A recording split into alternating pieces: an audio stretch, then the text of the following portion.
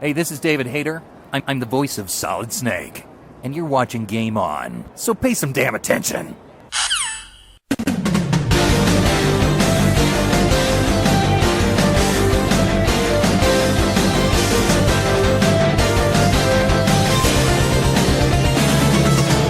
Jeff Johnson here from GameOn at the Calgary Comic and Entertainment Expo. I'm joined today by David Hayter, but you might know him better as Solid Snake. That's right. I'm Solid Snake. Thank you for having me, Jeff. David, I've been following your career with Solid Snake, with Guyver, with everything for years and years now. Number of fans that I've seen who have been coming up to this booth have been of all ages. Yeah. What's your thoughts on being able to reach out to all these different demographics of people who have Solid Snake as part of their life? It's amazing. Somebody was just asking me what it's, if I expected this level of response for the games, and I certainly did not think 20 years later I'd be talking to, the children of the people that first played the game, and that they're equally inspired. And it's a huge global phenomenon. The games are amazing, and I'm lucky to be a part of it.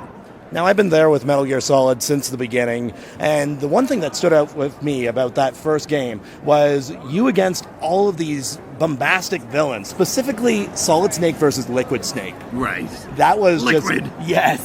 One of the most incredible sort of villain rivalries I've seen in years. Yeah. I guess, what was it like having you and Cam Clark working on that? Oh, it was awesome. So I love Cam Clark to death, and you're right. It was a really compelling story because, it's sort of amazing to see a guy who was already a legendary soldier suddenly discover where he came from and what his origins were, and it was really done in an unexpected way. And then Cam was amazing. I mean, he's just such a great actor and so much fun, and so it was a blast. Now, for myself, it was interesting seeing Metal Gear Solid 1. You're actually having this physical fight with Liquid Snake on top of the Metal Gear 3-minute timer, and yet there's still time for this long monologue beforehand. I know, right? What's your thoughts on just the whole, I would say the sort of scene building done in these Metal Gear games?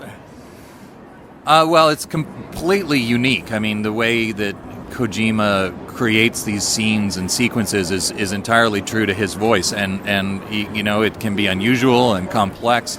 It's highly researched. There's something unique about the way he constructs his scenes that really, people find very compelling and very original. So I don't know how he does it, because I'm a writer myself and I couldn't do it. So it's just unique to Metal Gear. Right, let's talk about your writing a little bit, too. I mean, X-Men, X2, both of these movies, fantastic at start for the entire X franchise. How much were you involved in that process? Were there other scriptwriters, or was this just you? There were other scriptwriters. I mean, it took a long time to get the first X-Men made, and so there were other scriptwriters. And then the two writers that were on board before I came were Ed Solomon, who wrote Men in Black, and my friend Chris McQuarrie, who wrote Usual Suspects and just directed the last two Mission Impossible movies. And then I came in a few months before they went to Toronto to start shooting, and so I did 13 months of on-set rewrites, and then ended up getting sole credit on the film. But a lot of people put a lot of work into it. But I was there for the whole thing, and it was pretty awesome. And then on X2, I did a year's worth of work on that.